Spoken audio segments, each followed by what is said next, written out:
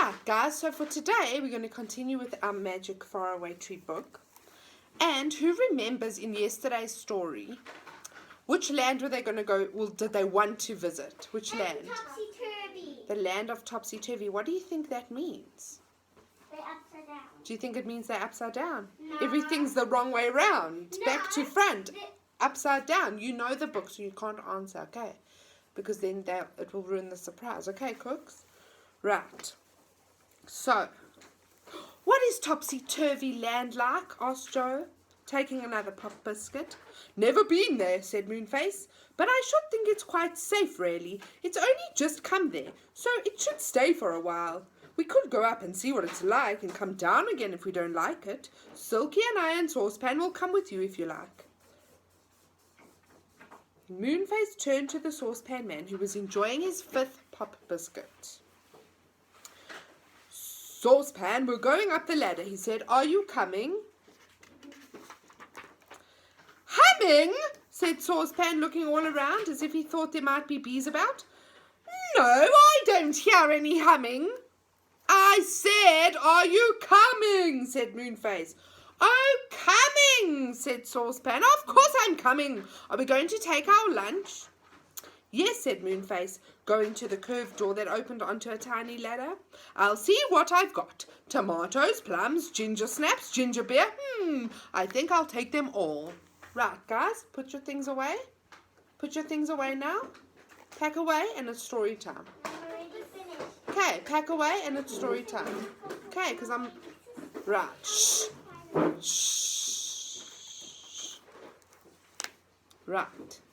He put them into a basket. Then they all went out of the funny curved room onto the big branch outside. Moonface shut his door. Joe led the way up to the very top of the faraway tree. Then suddenly, Dave gave a shout of astonishment. Look! He cried. There's an enormous white cloud above us and around us. Isn't it strange? Sure enough, a vast white cloud swam above them, but just nearby was a hole right through the cloud. That's where we go up the hole, said Joe. See what branches that goes up the hole? Come on. They all went up to the last and topmost branch of the faraway tree. It went up and up through the purple hole in the cloud. At the very end of the branch was a little ladder. Joe climbed the ladder and suddenly his head poked out into the land of Topsy-Turvy. Then one by one all the others followed, and soon all 7 of them stood in the curious land. Dave was not as used to strange lands as were the others. He stood and stared with his eyes so wide open that it really seemed as if they were going to pop out of his head. And, indeed, it was a strange sight he saw. Do you want to know what he saw, guys? Yes. Do you want to know? Yes. You don't want to know. Yes. Are you sure? Yes. Every house was upside down and stood on the chimneys. The trees were upside down, their heads buried in the ground and their roots in the air. And dear me, the people walked upside down too. They're walking on their hands and their legs in the air, said Joe. Goodness, what a strange thing to do. Everyone stared at the folk of the Topsy-Turvy land. They got along very quickly on their hands and often stopped to talk to one another, chattering busily. Some of them had been chopping and carrying their baskets on one foot. Shopping and carrying their baskets on one foot. Let's go and peep inside a house and see what it's like, all topsy-turvy, said Joe. So they set off to the nearest house. It looked most peculiar standing on its roofs. No smoke came out of the chimneys, but smoke came out of the window near the top. How do we get in? Said Bessie. They watched a topsy-turvy man walk on his hands to another house. He jumped in at the nearest window, going up a ladder first. The children looked for the ladder that entered the house they were near. They soon found it. They went up to a window and peered inside. Oh, gracious, said Joe. Everything really is upside down in it. The chairs and tables and everything. How uncomfortable it must be. Here's a picture of them in the topsy-turvy land and a man walking on his hands. Isn't that funny? Can you imagine? I couldn't not imagine. An old lady was inside the house. She was sitting upside down in an upside-down chair and looked very peculiar. She was angry when she saw the children peeping in. She clapped her hands, and a tall man walking on his hands came rushing in from the next room. "Send these rude children away," she shouted. The tall man hurried to the window on his hands, and the children quickly slid down the ladder, for the man looked rather fierce. It's a silly land, I think, said Joe. I vote we have our lunch and leave this place. I wonder why everything is topsy-turvy. Oh, a spell was put on everything and everybody, said Moonface, and in a second everything was topsy-turvy. Look, wouldn't that be a good place to sit and eat our lunch? It was under a big oak tree whose roots stood high in the air. Joe and Moonface set out the lunch. It looked very good. There's plenty for everybody, said Joe. Have a sandwich, Silky. Saucepan, have a plum. Crumb, said Saucepan in surprise. Is that all you can spare for me, a crumb? Plum, plum, plum, said Moonface, pushing a ripe plum into the Saucepan's hand. Oh, plum, said Saucepan. Well, why didn't you say so? Everybody giggled. They all set to work to eat a good lunch.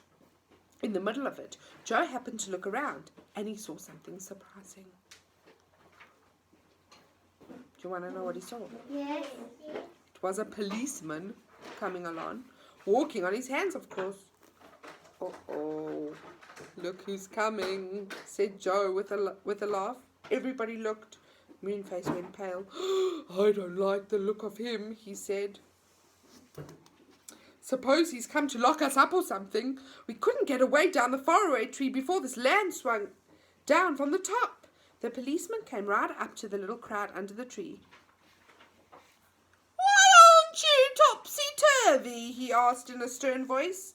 Don't you know the rule in this land is that everyone and everything has to be upside down? Yes, but we don't belong to the silly land, said Joe. And if you were sensible, you'd make another rule saying that everybody must be the right way up.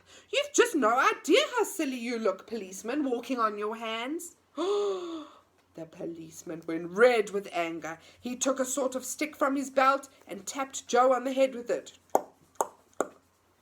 Topsy-turvy, he said. Topsy-turvy! And to Joe's horror, he had to turn himself upside down at once. The others stared at poor Joe, standing on his hands, his legs in the air. Oh, golly, cried Joe. I can't eat anything properly now because I need my hands to walk with. Policeman, put me right again. You are right now, said the policeman, and walked solemnly away on his hands. Put Joe the right way up, said Dave. So everyone tried to get him over so that he was the right way up again. But as soon as they got his legs down and his head up, he turned topsy-turvy again. He just couldn't help it, for he was under a spell. A group of topsy-turvy people came to watch. They laughed loudly. Ha, ha, ha, ha, ha, ha, ha, ha. Now he belongs to topsy-turvy land. He'll have to stay out with us. Never mind, boy. You'll soon get used to it. Take me back to the faraway tree, begged Joe, afraid that he really and truly might be made to stay in this strange land. Hurry! Everyone jumped to their feet. They helped Joe along to where the hole ran down through the cloud. He wasn't used to walking on his hands, and he kept falling over. They tried their best to make him stand upright, but he couldn't. The spell wouldn't let him. It will be difficult to get him down through the hole, said Dave. Look, there it is. I'd better go down first and see if I can help him. You others push him through as carefully as you can. He'll have to go upside down, I'm afraid. It was very difficult to get Joe through the hole because his hands and head had to go first. Moonface held his legs to guide him. Dave held his shoulders as he came down the ladder so that he wouldn't fall. At last, they were all 7 through the hole in the clouds and were on the branch outside Moonface's house. Joe held onto the branch with his hands. His legs were in the air.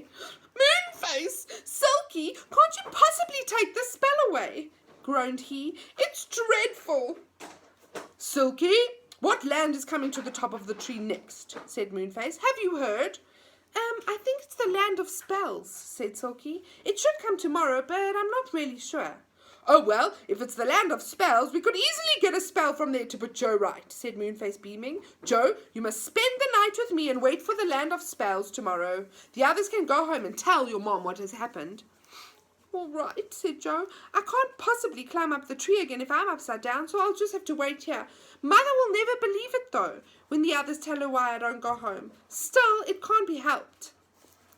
They all went into Moonface's house. Joe stood on a chair upside down. The others sat about and talked. Dave felt sorry for Joe, but he couldn't help feeling a bit excited. Goodness, if this was the sort of adventure that Joe, Bessie and Franny had, what fun things were there to be. The others began telling him about all the adventures they had had. Silky made some tea and went down the tree to fetch some more pop biscuits. When it was 5:30, Bessie said they must go. "Bye, Joe," they said. "Don't be too unhappy. Pretend you're a bat. They always sleep upside down, you know. And don't mind a bit. Come on, Dave, we're going down the slippery slip." Dave was excited. He took a red cushion that Moonface gave him and sat himself at the top of the slide. Bessie gave him a push, and off he went, round and round and round and round the inside of the tree, sitting safely on his cushion. What a way to get down a tree. Right, guys, so I'm gonna stop here. Tomorrow we're going to read about the land of spells. I wonder if they'll get him to stand upright. Do you think they will? Yeah. Well, we don't know. Maybe they'll get into some sort of other trouble in the land of spells. Maybe they'll get into some other trouble. We don't know. But what I want you to do when you get home, you guys and the children at home, is I want you to draw a house with people in it. But I want you to try and draw it upside down. Okay? So I want you to draw maybe some of the children like Bessie and Moonface standing upright. Like standing the normal way around, and then in the middle, I want you to draw them a house that's upside down. My turn to talk, cooks. I want you to draw the children looking at a house that is upside down, like this. Because imagine if you went somewhere, if you came to school and you saw the whole school was upside down, wouldn't that be weird? The furniture on the roof. Think about it. Would you feel dizzy maybe? I think I'd feel a bit dizzy. Right, guys, so that's what I want you to do today, and I'll see you all tomorrow. Bye!